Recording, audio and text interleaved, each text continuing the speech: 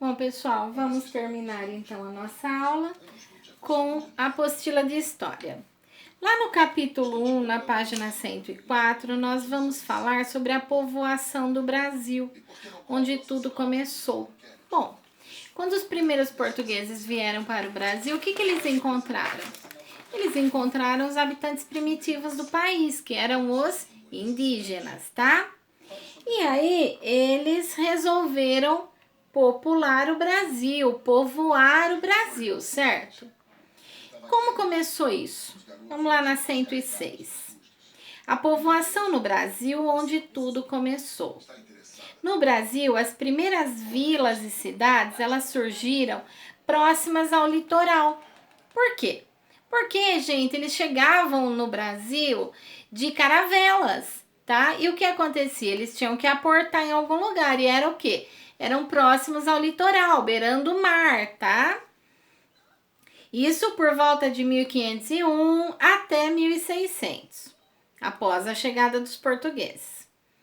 Nessa época, com a preocupação de Portugal em proteger as terras que tinha conquistado, o Brasil não foi descoberto, tá? Ele foi invadido, conquistado.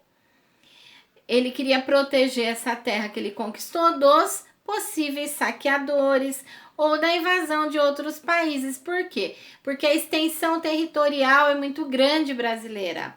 O Brasil é um país muito grande, tem terra demais e ficava difícil proteger.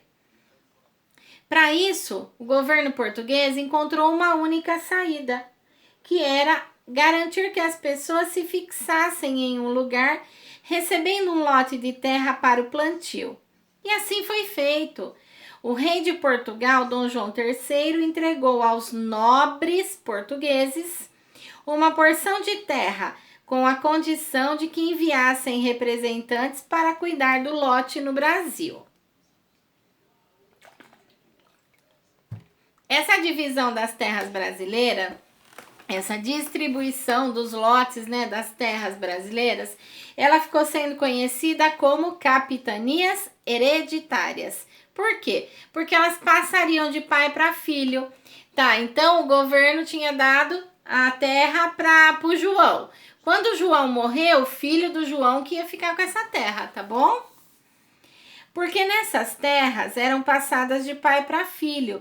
E as pessoas que recebiam esses lotes eram chamadas de donatários. Eles tinham a função de administrar, colonizar, proteger e desenvolver a região.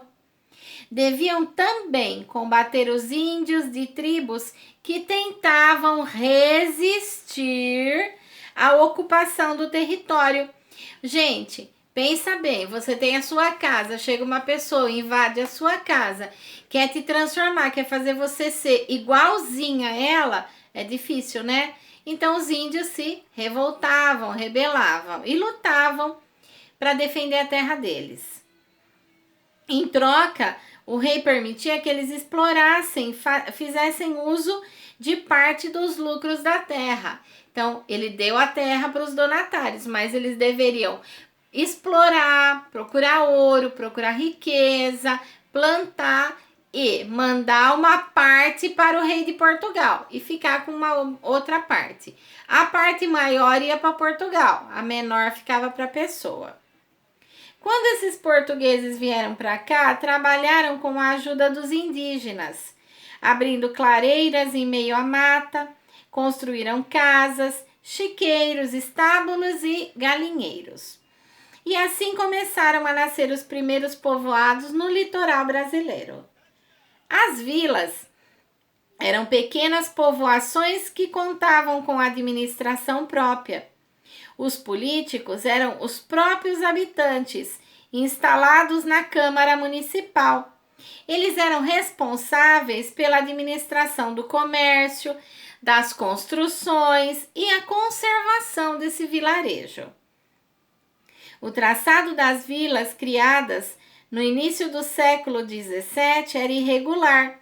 Não havia planejamento, pois as casas eram construídas de qualquer jeito, sem regras, como um amontoado de residências.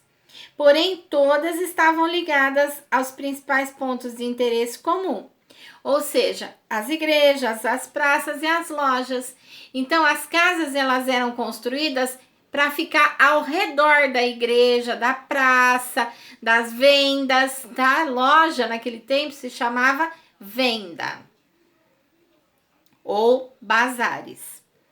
As vilas foram crescendo, acompanhando novas construções que poderiam surgir.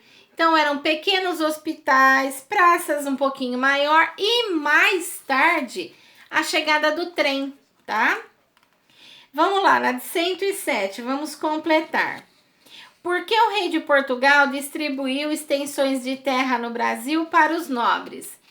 Para proteger a sua posse, garantir e assegurar a posse sobre as terras brasileiras. Procure no dicionário o significado da palavra hereditário e explique a relação do significado encontrado com capitanias hereditárias. Então, hereditário é passar de pai para filho, ou seja, as capitanias iriam passar de pai para filho.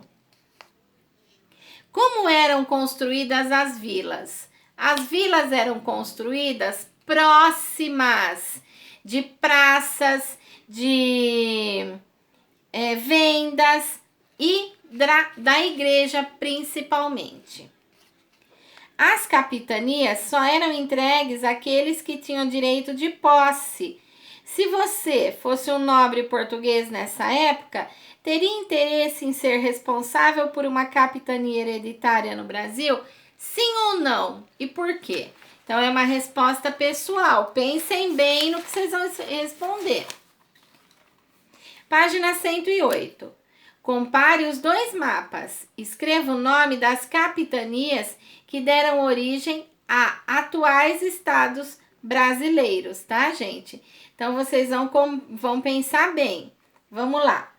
Maranhão, Ceará, Rio Grande, Maranhão, Ceará e Rio Grande. É onde hoje é o atual estado do Rio Grande do Norte. As capitanias de Pernambuco, Bahia e Espírito Santo também. Não. Maranhão, Ceará, Rio Grande, Pernambuco, Bahia e Espírito Santo. Essa é a resposta. Devia ser muito legal ser dono de uma capitania e iniciar o processo de construção das cidades no Brasil.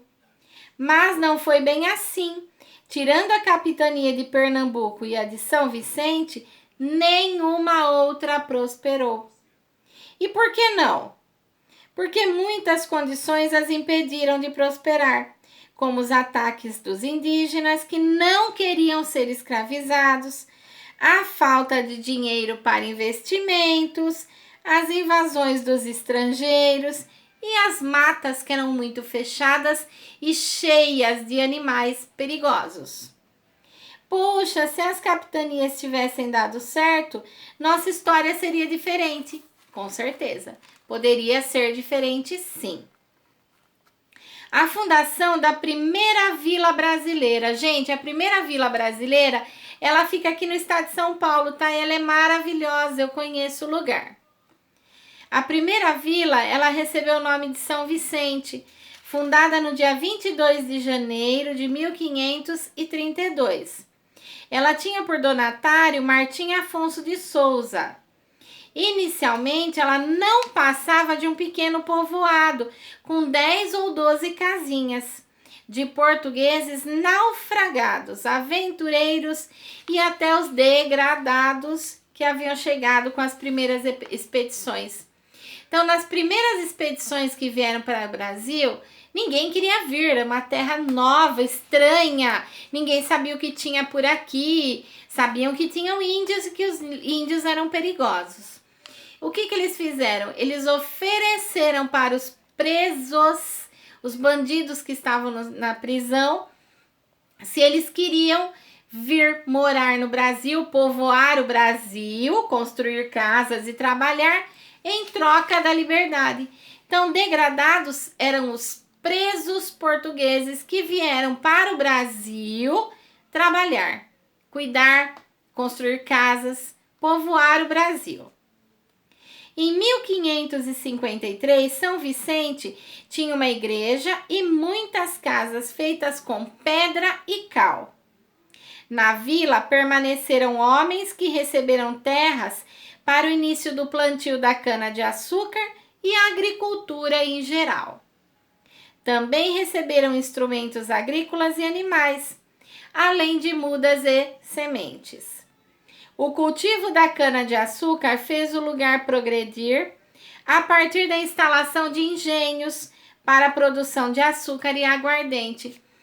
O que era um engenho? Era a antiga usina. Então, eram construídos pedras bem grandonas que eram presas nos animais, nos burrinhos, ou nos cavalos, ou nos bois, e eles ficavam girando ao redor dessa pedra que ia esmagando a cana. E saía dessa cana o melado, um caldo grosso. Esse caldo era transformado em aguardente e em açúcar. Aguardente, gente, é pinga. O primeiro engenho foi o de São Jorge dos Erasmos. Em seguida, outros engenhos foram fundados. O número de habitantes de São Vicente cresceu muito e a expansão desses engenhos aumentou o controle de Portugal sobre essa capitania. Porém, a vila foi destruída por um maremoto imenso e mais tarde ela se reergueu em 1542 e 1545. É uma cidade belíssima, maravilhosa.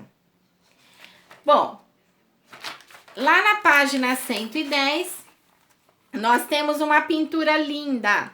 Essa pintura, ela está exposta lá no Museu do Ipiranga, em São Paulo. É a Fundação de São Vicente. Ela foi pintada por Benedito Calixto no ano de 1900. Primeiro, analise a obra de Benedito Calixto. Observe todos os detalhes que aparecem na pintura. Bom, o que aparece aqui? Aparecem as caravelas chegando na praia e os índios observando a movimentação. 2. De acordo com a visão do artista, como era esse lugar? Então, ele era uma praia sem construções, bem natural, tá? Cheia de índios, com as pequenas cabaninhas deles. Então, era uma coisa bem rústica. 3. Por que a primeira vila foi fundada no território brasileiro, ficava no litoral? Porque, gente, era mais fácil o acesso para o mar. As caravelas que eles chegavam ficavam no mar. E quando eles iam embora, elas também estavam ali próximas. Então, foi por causa desse acesso próximo ao mar. Por hoje, a nossa aula é só isso. Eu espero que vocês participem, que gostem. Daqui a pouquinho tem reunião com as mamães, tá bom? Beijo, gente. Bom final de semana. Fiquem com Deus.